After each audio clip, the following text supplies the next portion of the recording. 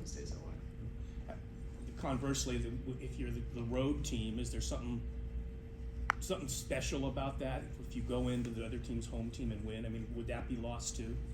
Yes, yeah. I mean, there's pluses and advantages to both. I think there's more playing at home because it's the crowd noise, but it's always nice to go on the road too with your crew and rally together and go into a place where no one wants you there except your team, and that can be really fun and inspiring also.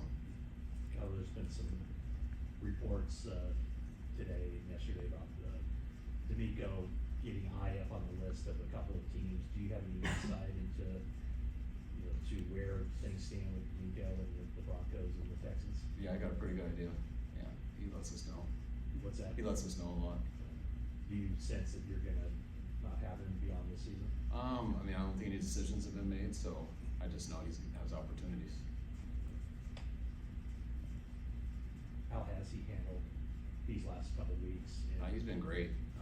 He's really enjoyed this time. I mean, did a hell of a job in those first 2 games. He hasn't missed a beat in any of his preparation and stuff. I know he enjoyed Thursday night and Friday night getting those interviews on his off time, and this week it's been all work.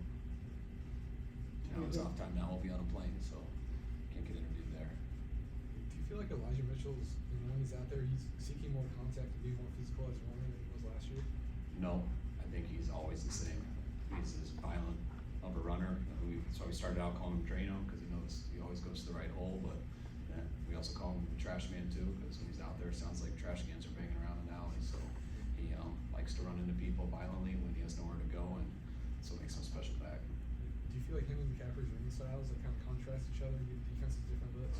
Yeah, I think they're really. I mean, I think Christian is great at hitting the right holes too, and when there isn't a hole there, he never turns things down, and he'll put his pads into people too. But I do think that they're a really good mix of each other and their styles.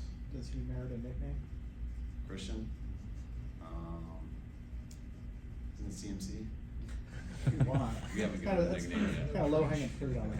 Yeah, we haven't given him one yet. What is it about Elijah you think that enables him to, when he does miss significant time, when he gets back, it's like he was never away? I mean, I think running backs are a little similar like that. I mean, it's, I think it takes time a little bit with running routes and things like that, just to rust. But when he gets back and he's healthy, he knows how to run the ball. I think it's exactly how he looked in high school. I mean, in college, I'm sure that's how he looked when he was in high school, and that's how he looks in the league. And he's got the ability to do it. He's got the mindset to do it. I think it's always hard when you start out you miss so much of the off season because of the surgery and stuff he had, and he got that bad injury in the first game, and then it just gets tough because when you don't get to practice a lot and stuff, it's just hard for your body to take the way that he plays, and he goes in and goes hard as can be, like he's never missed a beat. Hopefully next year in the off season stuff, a little bit better luck to where he can get a little bit better base and help him do what he does when he plays, but help him do a little bit more. Take a couple more guys.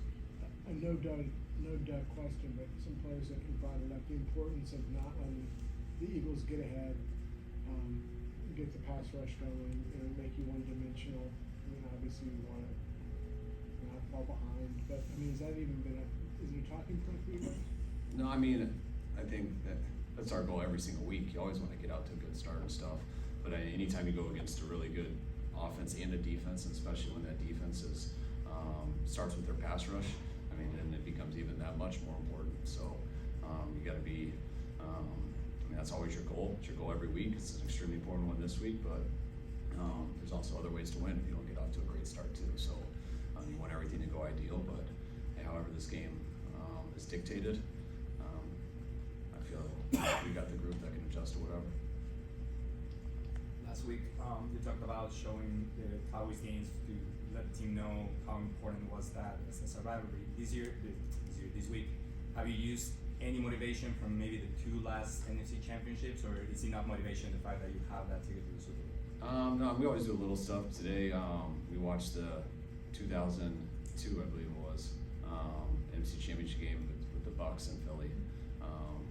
It was awesome to watch. It was a little bit boring because they had 33 runs for 45 yards, 1.5 a carry, and had 26 points. So it was Tampa Bay's defense was awesome in that game, and Rondé Barber. I mean, I always knew how great Rondé was, but that game was as good as it gets, and that's Was that the pick six at Veteran Stadium? Yep, running it back like this, the whole way pointing at Barber. It's cool. Was the general manager watching that? He was. Yeah, he was. He came in my office right before when I was going through it to get prepared to show the team, and he was sat down and enjoyed watching it for about 10 seconds, and he got up and was pacing the room, and he didn't even realize. I'm like, what's going on with you right now? He's like, why? What do you mean? Like, he goes, oh yeah, this brings back some feelings. The You guys idea good? of that is a team that went into Philly and shut them up. Yeah, you just like to show people the atmosphere and stuff. I know that was the last game at the vet, but and then there's parallel. You go pick a game at almost any time, and you see parallels in everything. Players are all the same, different shoulder pads a little bit.